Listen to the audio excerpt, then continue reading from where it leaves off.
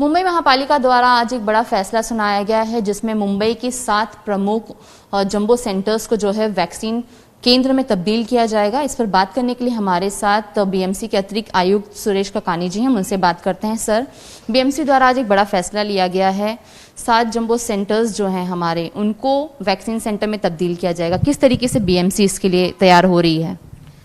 मुंबई में करीबन 50 लाख लोगों से भी ज़्यादा हमको वैक्सीन करना है। पहले चरण में 1,25,000 जो हेल्थ केयर वर्कर है उनको हम कर रहे हैं, तो उनके लिए हमने थोड़ी कम हॉस्पिटल रखे हैं, लेकिन जब इतने बड़े पॉपुलेशन को करना है तो हमने ये फैसला लिया आज कि जो जंबो सेंटर है वहाँ पे बेड की ऑक्यूपेंसी काफ़ी कम है, बेड की में पेशेंट्स भी बहुत कम हैं, और कुछ सेंटर ऐसे हैं कि जहाँ पे अलग अलग हॉल्स है बड़े बड़े, तो जो हॉल कभी तक यूज़ नहीं आए हैं या जो हॉल खाली पड़े हैं उसको हम वैक्सीनेशन सेंटर में हम तब्दील करेंगे।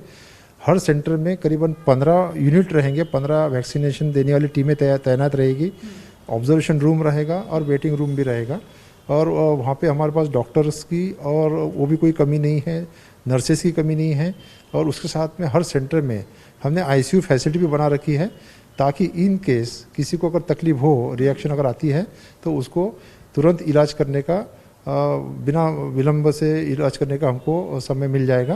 तो ये सब व्यवस्था होने की वजह से हमने ये फैसला लिया है कि जंबो सेंटर को भी तब्दील किया जाए वैक्सीनेशन सेंटर में। सर, जिस तरीके से 8 केंद्र जो है बीएमसी द्वारा चिन्हित किए गए थे, इसके बाद जो 7 और केंद्र हैं उनको चिन्हित किया गया है, तो इस तरीके से मुंबई की अगर हम बात करें तो कितने ऐसे सेंटर्स होंगे, उनकी संख्या क्या होगी जिसमें वैक्सीनेशन का जो कार्य है वो किया जाएगा? हमारा सब फेज मिलाकर हमारे 75 सेंटर कार्यान्वित रहेंगे। ये सभी सेंटर 2 शिफ्ट में चलेंगे, सुबह 7 से 2 बजे तक और दोपहर को 2 बजे से रात को 9 बजे तक। और इसकी पूरी कैपेसिटी जो रहेगी, एक मुश्त अगर कहे तो 50,000 लोगों को हम एक दिन में वैक्सीन कर पाएंगे, ऐसी हम कैपेसिटी उसकी हमने तय की है। और ये सभी सेंटर ये 3 दिन में, इस सप्ताह के अंत तक सब कार्यान्वित हो जाएंगे, और वहाँ पे उस सेंटर को एरिया भी असाइन किया जाएगा। जो एरिया में रहने वाले लोग हैं या कामकाज करने वाले लोग हैं उनको व्हाट्सअप अपना मैसेज जाएगा उनको उनके मोबाइल पर, और उस सेंटर पे वो जाकर अगर टीका लगवा लेते हैं, वैक्सीनेशन करवा लेते हैं, तो उनका दूसरा चरण भी उसी सेंटर पे उनको जाना तय रहेगा। सर, बीएमसी ने जो फैसला लिया है, इन सभी जंबो सेंटर्स जो कोविड सेंटर्स रहे हैं उनको वैक्सीन सेंटर में तब्दील करेंगे, तो ये एक लोगों के मन में डर रहेगा कि आखिर हम वहां जाएंगे तो वहां तो कोरोना के मरीज भी हैं पहले से, तो उसको लेकर किस तरीके की बीएमसी की तैयारी है कि क्या मरीजों को अलग रखा जाएगा, केंद्र अलग रखा जाएगा? जो मरीज है उनको अलग हॉल में रखा जाएगा, और जो हॉल खाली पड़े हैं उसको हम ठीक से उसको सैनिटाइज करेंगे, उसका एंट्री और एग्जिट दोनों अलग रहेगा, और उसके बीच में से एक हमने रास्ता भी रखने वाले हैं ताकि दोनों सेंटर में इधर से आपस में आवागमन ना हो, और इस तरीके से हम उसका मतलब प्रावधान करेंगे। और वहाँ पे पेशेंट अगर जाता है, कोई आदमी जाता है, तो उसको इन्फेक्ट होने का खतरा नहीं रहेगा। सर, हफ्ते भर में वैक्सीन आ जाएगी जिस तरीके से सीरम इंस्टीट्यूट को मान्यता मिल चुकी है इसमें, तो बीएमसी की क्या तैयारी होगी, किस तरीके से वैक्सीन लाया जाएगा, और फिर किन किन चरणों में और किन किन लोगों को जो है ये वैक्सीन दी जाएगी? वैक्सीन लाने के लिए और वैक्सीन स्टोर करने के लिए हमने जो सुविधा है वो बना रखी है। आज भी हमारे पास में करीबन 10 लाख से ज़्यादा वैक्सीन स्टोर करने की सुविधा है। अगले 3-4 दिनों में हमारे पास में और 90 लाख वैक्सीन स्टोर करने की सुविधा तैयार हो जाएगी, जो कांजूर मार्ग में है। वहाँ पे हमने 2 टेम्परेचर जोन रखे हैं, एक 2 डिग्री से 8 डिग्री का एक जोन रहेगा, और -25 डिग्री से -15 डिग्री तक दूसरा जोन रहेगा, ताकि कोई भी अगर वैक्सीन आती है तो उसको हमको स्टोर करने में तकलीफ नहीं जाना चाहिए। इसके बाद में ये जो टेम्पररी स्टोरेज है और परमानेंट स्टोरेज है, यहाँ से अलग अलग जो वैक्सीन सेंटर है उसका भी ट्रांसपोर्टेशन प्लान बना लिया है। हर सेंटर पे जाने के लिए या 2 सेंटर पे जाने के लिए एक व्हीकल रहेगा, उसमें सिक्योरिटी स्टाफ रहेगा, और उसमें कोल्ड चेन बॉक्सेस रहेंगे ताकि जब हम ट्रांसपोर्ट करेंगे तो उसका टेम्परेचर नीचे ना जाए, इसका भी ध्यान रखा गया है। और इसके लिए हमने 300 बॉक्सेस हमारे पास में हमने तैयार रखे हैं वो टेम्परेचर मेंटेन करने के लिए। तो ट्रांसपोर्टेशन प्लान और उसके लिए आवश्यक जो सुविधा है वो हमने पूरी तरीके से तैयारी कर रखी है। जी सर। और जिस तरीके से 8 जो सेंटर्स हैं जिसमें खास तौर पर कंजूर मार्ग एक बहुत बड़ा वैक्सीन सेंटर है, जंबो सेंटर भी कहा जा रहा है, जिसकी स्टोरेज कैपेसिटी लाखों की संख्या में है, उसको लेकर तैयारी क्या बीएमसी की पूर्ण हो गई है? और बाकी अन्य सेंटर्स की बात करें तो ये वैक्सीन रखने के लिए पूरी तरीके से क्या तैयार हैं?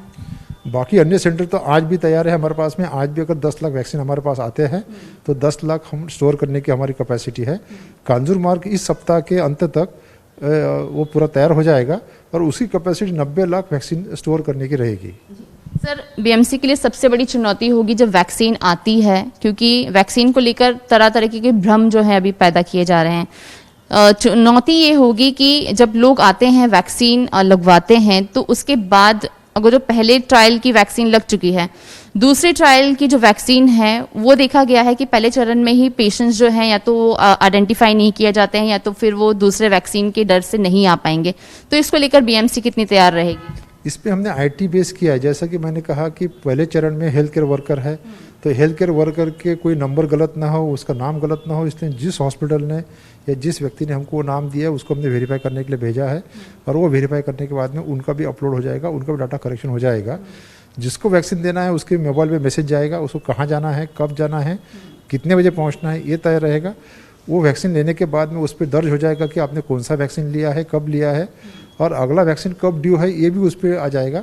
और एक दिन पहले उसको मैसेज भी चला जाएगा और उनके अगर फ़ोन नंबर दिया तो मैसेज भी चला जाएगा कि आपको कल वैक्सीनेशन के लिए जाना है क्योंकि आपके 21 दिन या 28 दिन पूरे होने जा रहे हैं। तो इस तरीके से हमने किया है। इसमें लोगों में डर है ऐसा हमारे सुनने में है, तो हमने अलग अलग क्षेत्र के जो डॉक्टर्स हैं उनको भी मीटिंग लेकर बताया है कि अब आप अपने अपने एरिया में बताइए कि वैक्सीन ये अच्छी चीज़ है, इसमें कोई आपको घबराने की ज़रूरत नहीं है और ये पूरी जांच पड़ताल करने के बाद में परमिशन दी गई है।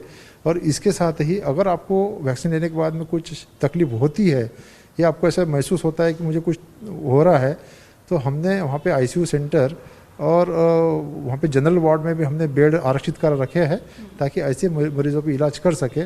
तो पूरी तरीके से हमारी तैयारी है और हमने पूरी तरीके से खबरदारी भी ली है कि ताकि किसी को भी इसमें तकलीफ ना हो। और लोगों पे भी हमारा आह्वान रहेगा आपके माध्यम से कि वो भी आए और अपना वैक्सीन अगर कर लेते हैं तो उनको इस बीमारी से खतरा कम रहेगा। लेकिन इसके साथ में ही अगर वैक्सीन लेने के बाद में हम पूरी तरह सुरक्षित हो गए ऐसा मैं नहीं कहूँगा। आपको मास्क लगाना है, हाथ बार बार धोना है और डिस्टेंसिंग रखना है, ये आपको करना ही करना है। ये हमारी ज़िंदगी का अटूट हिस्सा बन गया है, ऐसा हमको मान के चलना चाहिए। सर, बीएमसी के लिए कल एक राहत की खबर आई जिसमें कल मार्च महीने के बाद से जो है 3 लोगों की केवल मृत्यु हुई है। जो बीएमसी और जो मुंबई कोरोना का केंद्र बना रहा है, इस पर बीएमसी अब आगे किस तरीके से काम करेगी, क्यों इसी तरीके के जो मृत्यु दर है उसको कम रखने में? जब शुरुआत में जब ट्रीटमेंट प्रोटोकॉल कुछ तय नहीं हुआ था तो उसमें हमने अलग अलग तरीके से हमने उस पर ट्रीटमेंट का ही किया। बाद में हमने टास्क फोर्स बनाया। टास्क फोर्स है, अलग अलग क्षेत्र के व्यक्तियों से जानकारी लेने के बाद हमने मिशन सेव लाइव्स लॉन्च किया जून के अंत में और जुलाई महीने के पहले सप्ताह में। और उसकी फलस्वरूप आज हमको दिख रहा है कि डेथ रेट दिन पर दिन कम होते जा रहा है। ये अच्छी बात है, लेकिन ये कैसे ज़ीरो कैसे होगा? ये जो नॉर्मल डेथ रेट है जो आम समय में रहता है वहाँ तक हमारा पहुँचने का हमारा प्रयास है। इसमें हमने 2 चीज़ें की थी, एक तो ट्रीटमेंट प्रोटोकॉल कैसे रहेगा, सपोर्ट सिस्टम क्या रहेगी, इसके साथ में भी हमने मेंटल हेल्थ भी ठीक ठाक रहे ऐसा हमने प्रयास किया। उसके लिए जैसा आप जानते हैं कि आइसोलेशन वार्ड में आईसीयू में रिश्तेदारों को मिलने की अनुमति नहीं रहती है, तो पेशेंट अकेला महसूस करता है, उसको तकलीफ हो सकती है। तो हमने हर अस्पताल में स्मार्टफोन और टैब वितरित किए ताकि उसका इस्तेमाल करके, वाईफाई का इस्तेमाल करके पेशेंट अपने रिश्तेदारों से बात कर सके, अपने चाहने वालों से बात कर सके और उसको ऊर्जा मिलती रहे कि मुझे इस बीमारी से उबरना है, मुझे भी कोई राह देखना, घर में कोई राह देखने वाले है, तो उसको शक्ति मिलती है। तो उसका डिस्चार्ज भी कम हुआ है, डिस्चार्ज का जो समय है, अस्पताल में रहने का समय है वो भी कम हुआ है। जल्दी डिस्चार्ज हो रहे हैं पेशेंट और जल्दी रिकवर भी हो रहे हैं और उसमें ज़िंदगी से लड़ने की उम्मीद भी जगी है। तो ये सभी कारणों की वजह से डेथ रेट हमको कम होता हुआ नज़र आ रहा है। लेकिन फिर भी हमारी जो प्रिपेयर्डनेस है, हमारा जो अलर्टनेस है वो कायम रहेगा क्योंकि यूके वायरस का भी खतरा अभी हटा नहीं है। तो इसके लिए हम हमारी जो प्रिपरेशन है पूरी तरीके से हम तैयार रखेंगे। सर, सवाल इसी से जुड़ा हुआ था कि जिस तरीके से मृत्यु दर कम हो रहे हैं और जितने भी जंबो सेंटर्स हैं उनमें मरीजों की संख्या कम है और यही कारण है कि इनको वैक्सीन सेंटर्स में तब्दील किया जा रहा है। मान लीजिए कि यदि यूके की स्ट्रेन का असर मुंबई में भी देखने को मिलता है, तो ऐसे समय में जिन जंबो सेंटर्स की जरूरत पड़ेगी तो क्या उनको फिर से मरीजों के लिए तब्दील किया जा सकता है या अन्य जो फैसला है वो बीएमसी द्वारा लिया जा सकता है? जंबो सेंटर की जो बेड है हमने कुछ कम नहीं किए हैं, जो खाली पड़े हैं वही हम इस्तेमाल कर रहे हैं। जहाँ पे हमने भविष्य की प्लानिंग बोलकर हमने रखे थे उनको, तो वो हम इस्तेमाल कर रहे हैं। तो बेड जितने हैं आज उतने कायम रहेंगे। इसको अगर बढ़ाने की ज़रूरत पड़ती है तो ये 4 दिन में या 8 दिन में हमको जो वैक्सीनेशन सेंटर भी, अगर ऐसा ना हो, हमारी तो सभी की इच्छा है, आप सभी की भी इच्छा है कि हमको बेड बढ़ाने की ज़रूरत ना पड़े, हमारे मरीज ज़्यादा ना हो, लेकिन अगर बढ़ भी जाते हैं तो हम इसको 8 दिन के भीतर हम इसको कन्वर्ट भी कर सकते हैं। सर, एक आखिरी सवाल नाइट कर्फ्यू को लेकर, जिस आज जो बैठक हुई है क्रिसमस और दिवाली की वजह से, अन्य त्योहारों की वजह से नाइट कर्फ्यू लगाया गया था, तो इसको नए साल को लेकर, तो इस जो 5 तारीख को कर्फ्यू हटने वाला है, इसको लेकर क्या फैसला लिया गया? क्या ये नाइट कर्फ्यू जारी रहेगा या फिर इसको हटाने की भी जो कवायद शुरू है?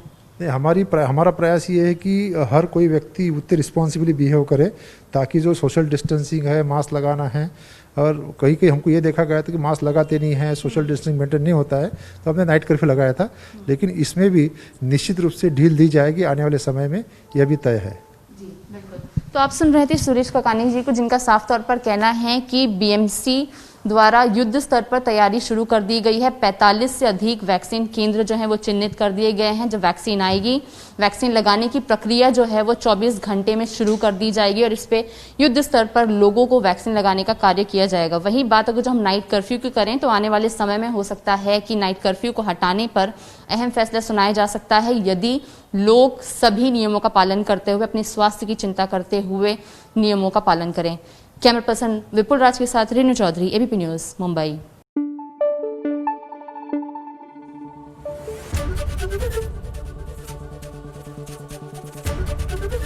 एबीपी न्यूज आपको रखे आगे।